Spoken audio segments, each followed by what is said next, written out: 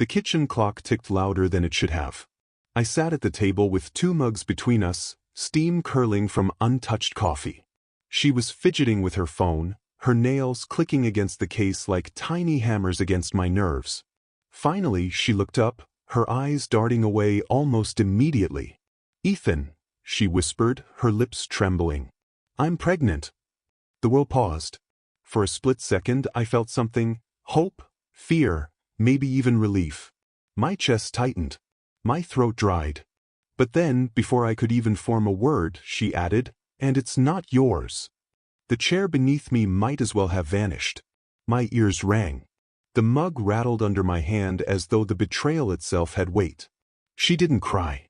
She didn't beg. She said it like a confession she wanted credit for. "My name is Ryan Hale. I am 29 years old, and the night my girlfriend told me she was carrying another man's child, I learned what silence could do." If you're watching this, drop a comment, hit like and subscribe, because sometimes revenge doesn't start with a scream.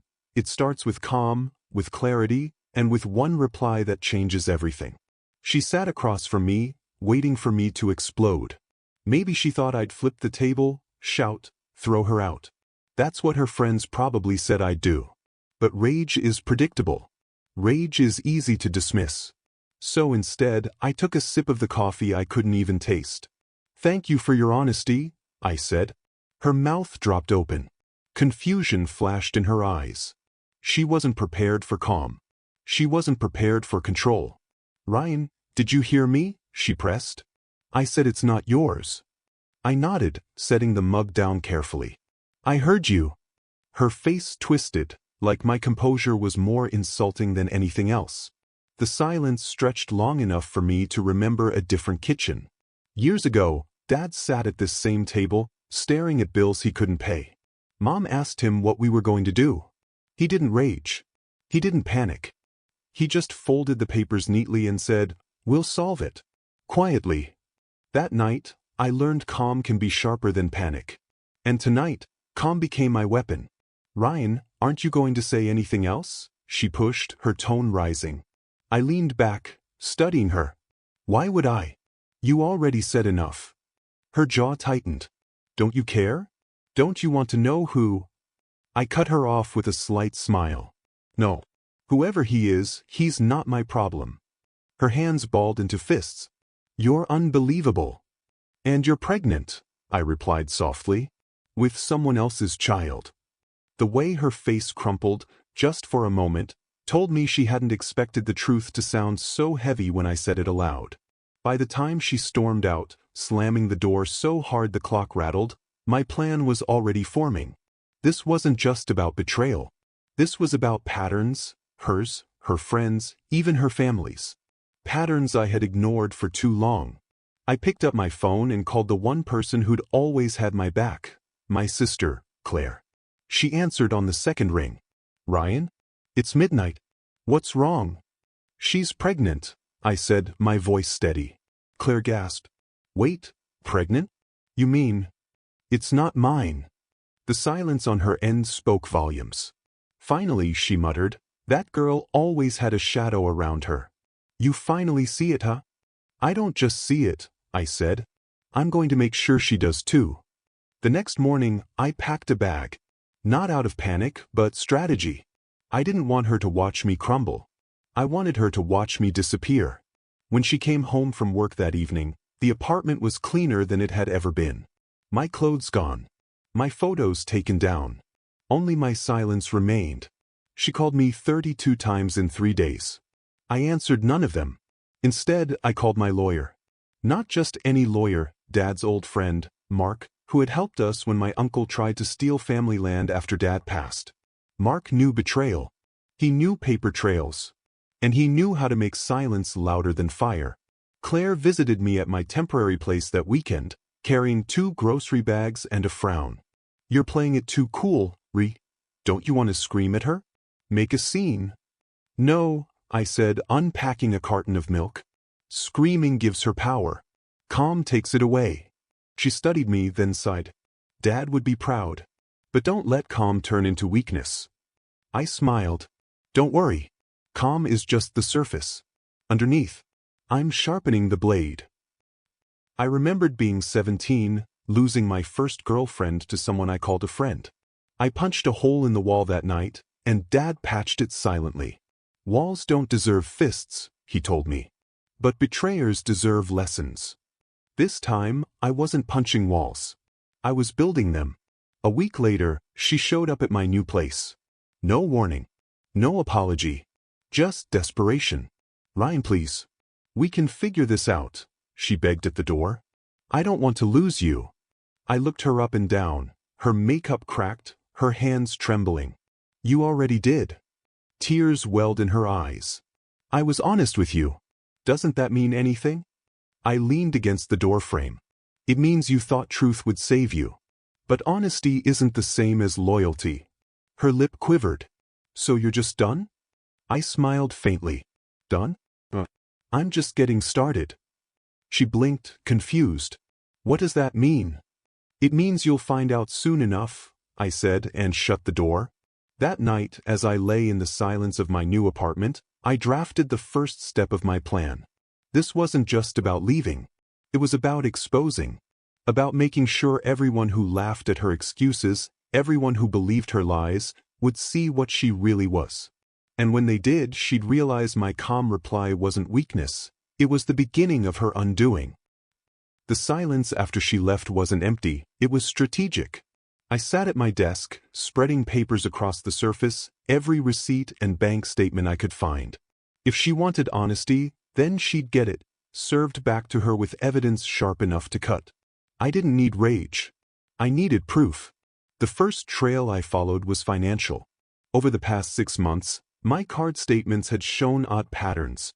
Purchases at restaurants I'd never been to, hotel transactions on nights she swore she was studying late with friends. Back then I brushed them off, blinded by trust. Now I circled everyone with a red pen. I called Claire that night. Remember when you said Dad always kept receipts? Her voice crackled over the line. Yeah.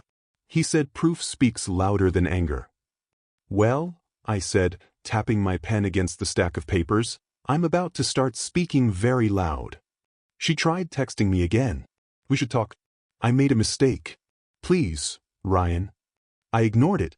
Instead, I logged into the shared cloud account she thought I never checked. Hundreds of photos were stored there. Most were harmless, selfies, dinners, vacations. But buried in the albums were pictures she'd forgotten to hide. A hotel room mirror selfie. A man's watch on the dresser that wasn't mine. Her laughing in a car I didn't own. Captions like, "Forever my real one." My stomach churned, but my hand stayed steady. I downloaded them all. I remembered the time she asked me to skip visiting Mom's place so we could go on a friends-only getaway. She said family would always be there, but opportunities like this wouldn't. I went along with it, sitting on a beach with strangers, watching her cling to people who weren't blood. That memory stung more now than ever. By the weekend, I had built a timeline. Texts, photos, receipts. Claire came over, flipping through the pile. This is solid. You could bury her with this. I shook my head. Not yet. I don't want just to bury her. I want her to feel what I felt, cold, helpless, cornered. And I want everyone she leans on to see her for who she is. Claire leaned back in her chair, crossing her arms. So you're not after her. You're after her circle. Exactly. That Sunday I visited Mom. She was watering her garden, her hair tied back, humming softly. When I told her, her face hardened. She's pregnant with someone else's child? Mom asked. I nodded. Mom set down the watering can. Your father warned me once. He said, some people will take your loyalty and call it weakness. You have to show them it's steel. Her words echoed inside me like scripture. I hugged her tight. Don't worry, Mom. I've got steel. Meanwhile, Leah's family reached out. Her older brother, Jake, cornered me outside my job. Ryan, you can't just abandon her like this. She needs support. I stared at him, biting back a laugh. Support? She abandoned me the second she opened her mouth. Jake bristled. Families work through things. Then maybe you should work through it with her, I said flatly. Because she's no longer my family. I walked away before he could answer. My silence cut deeper than an argument would. Over the next week, Leah's friends posted cryptic updates online. Little barbs clearly aimed at me. Some men can't handle real women. At least she was honest. That's more than most guys can say. They didn't realize every post was fuel. Every mocking caption would make the exposure sweeter. Claire laughed when I showed her. They're digging their own graves. Good, I said.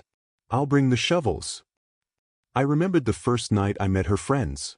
They eyed me like an outsider, whispering and giggling behind their drinks. Later, she told me, don't take it personally, they just don't like serious guys. That should have been my first red flag.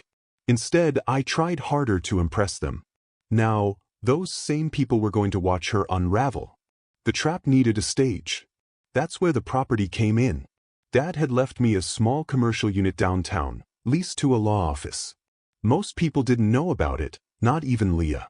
I contacted Mark, Dad's old lawyer. He still worked out of that very office. "You're sure you want to do this?" he asked, flipping through the folder of proof I dropped on his desk. "I don't want to ruin her," I said. "I want to unmask her." "There's a difference." Mark smiled faintly. "Just like your father. He never raised his voice. He just raised evidence. Step 1 was already done. Gather the receipts. Step 2, bait the hook. I texted Leah for the first time in weeks. "Meet me Friday. We'll talk.